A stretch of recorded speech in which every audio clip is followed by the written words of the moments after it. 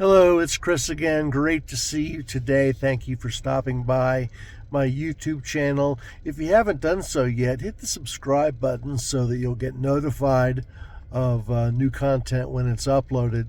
So real quick today, got a nugget that I think will be really helpful in terms of a perspective for how to approach building an organization in this awesome industry known as network marketing or multi-level marketing. And that has to do with having expectations versus having no expectations of yourself and the people considering joining your team or already on your team.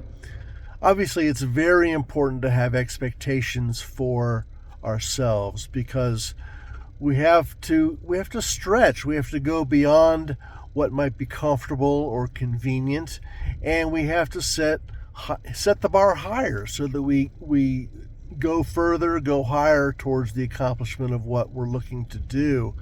And having expectations of ourselves is the starting point for making that happen. And of course, being accountable to ourselves and cross-checking and remaining faithful to our intent and our goal through the process of discipline, all of that plays a part in this. On the other hand, human nature is human nature, and it's never appropriate to or effective to have undue expectations of others. In fact, any expectations of all, because the people's decisions to get involved in your organization, those are their decisions for their reasons, on their timing.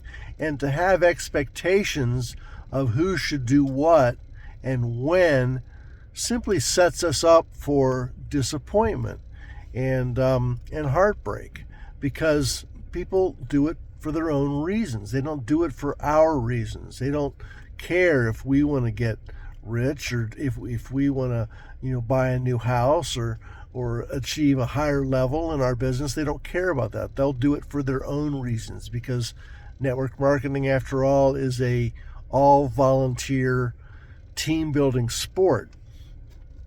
So and the 80-20 rule applies. 80% of your results are going to come from 20% of your people and your efforts, but you can't control who does what, so you just have to go through the numbers and let the numbers play out. I heard an excellent quote today what I want to share here that is ties right along with this, and that is, the sheep are not there for the sake of the shepherd.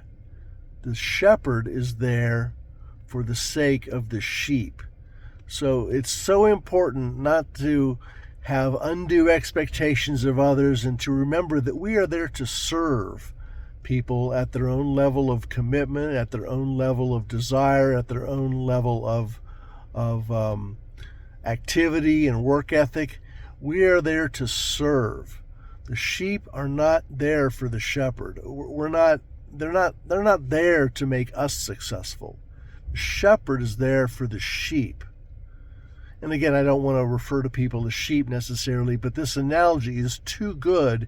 This this comparison is too good and illustrates the point too well for me not to state it here.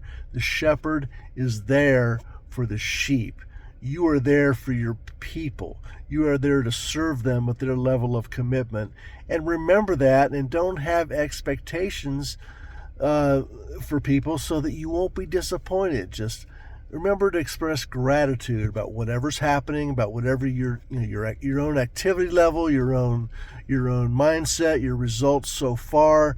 Express that gratitude. Go through the process of reaching out to people, sharing what we have, following up, and enrolling and serving. Go through that process over and over again without expectations, and truly be the shepherd that is there for the sheep.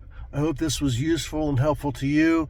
And again, if you haven't signed up for my my email list yet, where you can get additional tips and stories and strategies and nuggets and so on, please go to excitinglifestyle.com, enter your contact information, and we'll be connected at that point, and you'll get lots more cool stuff from me on a pretty regular basis by email. So thanks for tuning in today. We'll see you tomorrow.